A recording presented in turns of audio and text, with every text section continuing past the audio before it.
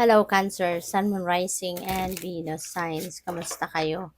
Sana po ay nasa mabuti kayong kalagayan. Welcome back po sa Star Tarot. At kung bago kayo rito, welcome din po kayo. Please subscribe, like, share my videos, and leave me a comment kung naka-resonate po kayo. Thank you. So, first card ni Cancer, we have Hierophant, the Angel of Blessings. Ito, na maaaring nandiyan dyan at gagabayan ka. Laging nandiyan dyan sa tabi mo. Maaari na maraming biyaya, no, ang ibibigay sa'yo. Maraming biyaya ang paparating at po pwedeng inihahanda ka na ni Hierophant, ano, sa pagtanggap ng mga blessings na ito.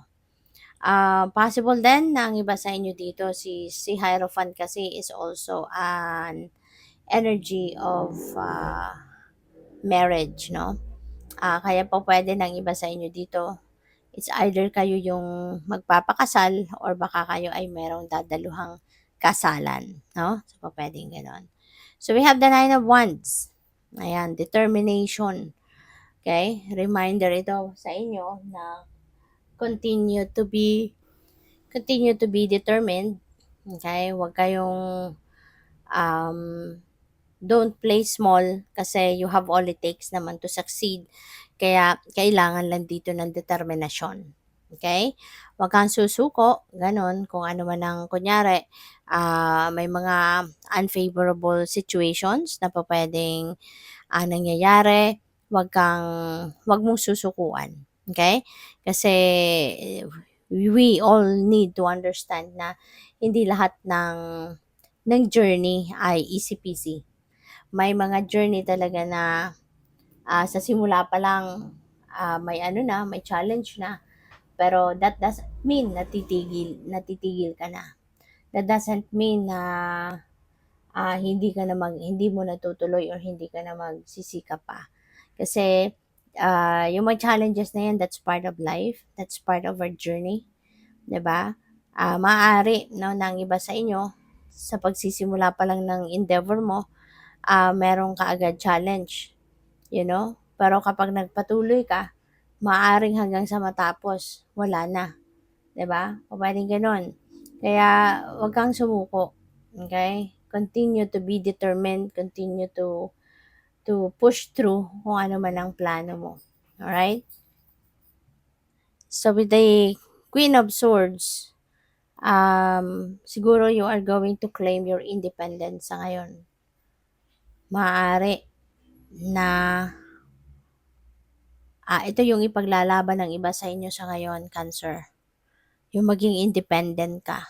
Yung hindi ka na magra-rely lang sa kagustuhan ng iba or hindi ka magra-rely sa kung ano yung desisyon or gusto ng iba.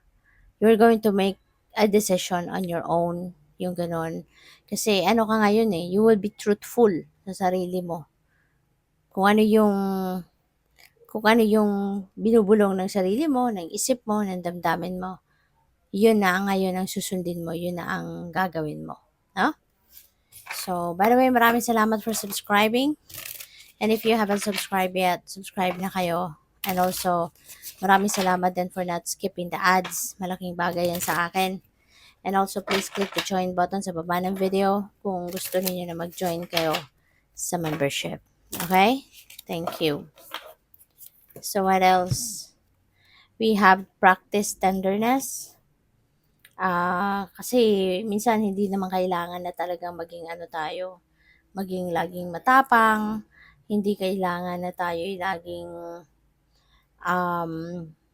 laging tigasin, 'di ba? Sometimes mas maganda if you are going to practice tenderness, kung magiging mas compassionate, no? Mas nagiging maganda ang resulta. So what else?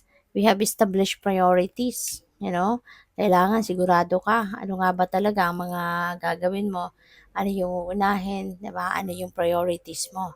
Para alam mo yung direksyon na tatahakin mo, 'di ba? Alam mo kung alin ang uunahin, kailan mo sisimulan, kailan mo gagawin. So mas magandang systematic ang ang galawan, 'di ba? Para wala kang masasayang na oras, wala kang masasayang na na oportunidad, 'di ba? So, yun.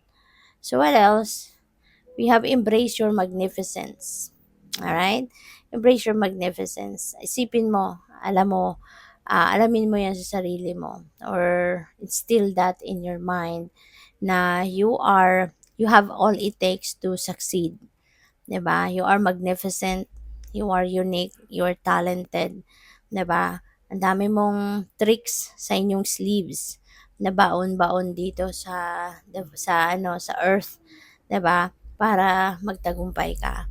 Kaya embrace your magnificence kasi yan ang magiging isa sa mga magiging susi ng inyong pagtatagumpay. Okay? So we also have use your power, Cancer. Use your power. Kasi alam mo naman na you have that power in yourself, diba? You have that power na to make things happen. Diba? Kung meron kang mga pangarap, meron kang mga goals, diba? Wag mong malitiin ang sarili mo. Don't play small kasi you have all the power to make things happen. You have all the power para matupad mo yung pangarap mo, para mangyari ang mga gusto mo, mangyari sa buhay mo, yung ganon. So, gamitin mo yung inyong willpower, yung inyong personal power, gamitin mo mga yan, no? Para na mangyari kung ano man ang mga gusto mong mangyari. Kasi provided that yung pangarap mo na yan or goal mo na yan is for your best interest, is for your highest good, talagang ibibigay yan sa'yo ng divine. Okay? Kailangan lang na pagsikapan. You need to persevere. You need to work hard para makuha mo yon, diba? Kasi always remember din, na God helps those who help themselves. Kung nakikita ng Divine Universe na nagsisikap ka, ginagamit mo yung talents, yung skills, yung gifts na bigay niya sa'yo, ginagamit mo yon. Ginagamit mo yung personal power mo, ginagamit mo yung willpower mo, talagang tutulungan ka ng Divine. Okay? The Divine will lead you towards the right path. The Divine will lead you towards the right decision. So, we have patience. Minsan, kailangan mo din na magpasensya. Diba? Kailangan mo din na mag-practice ng patience. Kasi, kunyari, meron kang inaasahan, kunyari, na mga tulong ng iba. Meron kang inaasahan na, kunyari, meron kang pakiusap sa isang tao. Diba? Natulungan ka, or maybe you're working on something na may participation ng kung sino man. Diba? So, at hindi mo nakukuha yung expectations mo sa timeline na gusto mo. So, we also need to be patient of other people kasi hindi rin naman natin alam kung ano pinagdadaanan niya. Hindi rin naman natin alam kung bakit, diba?